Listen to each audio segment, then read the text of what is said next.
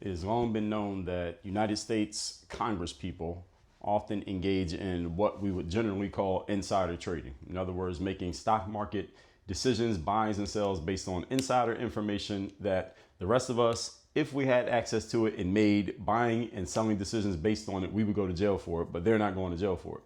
I always thought that it was actually legal. I thought it was a legal loophole out there that allowed Congress people to insider trade, and they were immune to insider trading laws. I've heard many people say that. A bunch of you who are listening to this probably believe that is true. What I found out is something very different. Let's talk about that right now. Number one, is it legal? The answer is actually no. It is not legal for a congressperson to insider trade based on information that they have access to that, again, otherwise general citizens don't have access to. And this is proven by the Stock Act, Stop Trading, and I forget what the STOCK stands for. You look it up. The Stock Act came out in 2012, and it outlaws insider trading by people who work in the government when it comes to Congress, when it comes to the president, when it comes to many high-level bureaucratic officials. They are not allowed to do this, yet we all understand and pretty much accept that they do it anyway. So how are they getting away with this knowing that it's illegal? Well, that leads us to point number two. The enforcement is not happening.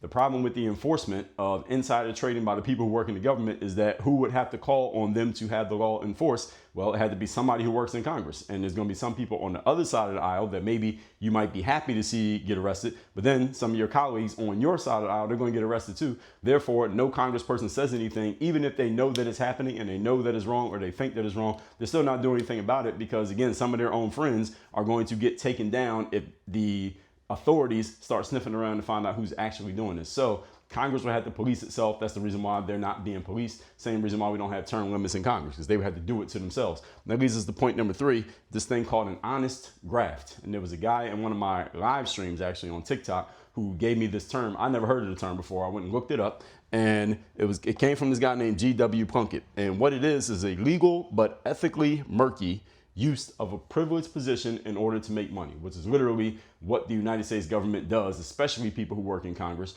This is one of the main reasons why people stay working in Congress and they work there for 50, 60 years, like Joe Biden and what's the other guy, Bernie Sanders and Nancy Pelosi and many others. The reason why they stay there for so long is not because the salary is so great, because it ain't. The reason they stay there is because their access allows them to make money based on their position in ways that they would never be able to make money if they didn't have the position. This is the main reason why I and many others do not trust the United States government, because it was designed to be a volunteer position. Now it's become a full-time career. Now it's become a long-term thing that people do for their entire lives. And we know that they are taking advantage of their positions to make money in ways that the rest of us will never have access to. That's why we don't trust these mofos. So are they insider trading?